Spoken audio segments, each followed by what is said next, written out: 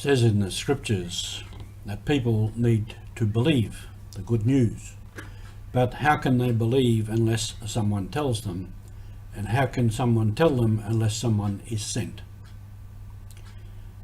Welcome to Mission Alive again. This is Roger from the MSC Mission Office. So missionaries were sent. And in our case, with the missionaries of the Sacred Heart, the first place they were sent to was Melanesia, the Vicariate of Melanesia. This involved boats. They had to make a booking on a boat and catch the boat and go. And some of that wasn't easy also because they left from Barcelona in Spain and there was politics involved, so they had to go under false names. They needed money for the fare, for ongoing expenses as they travelled, for accommodation, for supplies, etc. And this was often done through a bank credit, promissory note or whatever it was called at the time. So they could go to a bank somewhere else in the world, show them the note and get money. So it was not easy being sent and not easy going. Then there are all kinds of stories in between that. So the MSC party set photos of Father Navarre, Father Duran, when he was a younger man and when he was an older man. He was a strong character from determined Father Duran's nephew and decisive character. They travelled, which they got caught was good for the mission, Southeast Asia, and he became really the now Indonesia, trying to get through to Sydney.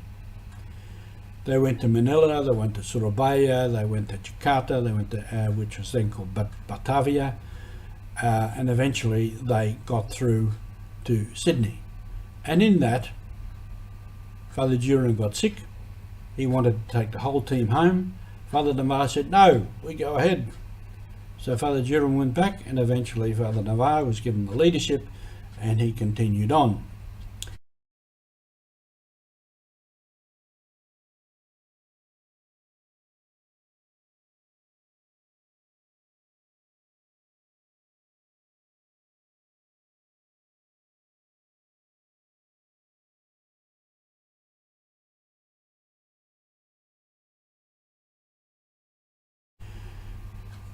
So, and on the way from Batavia through to Sydney, they had a look at Thursday Island because, as I might have mentioned before, Father John Carney, who had become Bishop of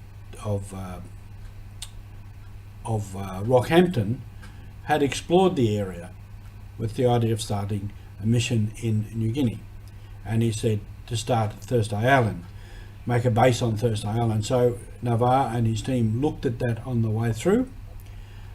They also dropped in and visited Bishop Carney, and then eventually got to Sydney, where they were welcome. And I think, as I've said before, they took up the parish of Botany and then Renwick, and they created a base here from where they could go back and establish a beginning. And Navarre and his team had also read the history and knew what was happening.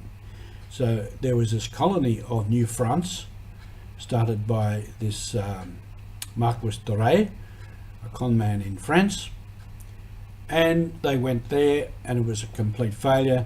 Father Lanuzel, who had been a chaplain to that expedition of going to New France, had moved over to what is now the Rabaul area on the Gazelle, and Father Navarre went there, and eventually Lanuzel said, "All right, you take over here, you have the mandate from Rome, I will go." And he went to New Zealand eventually.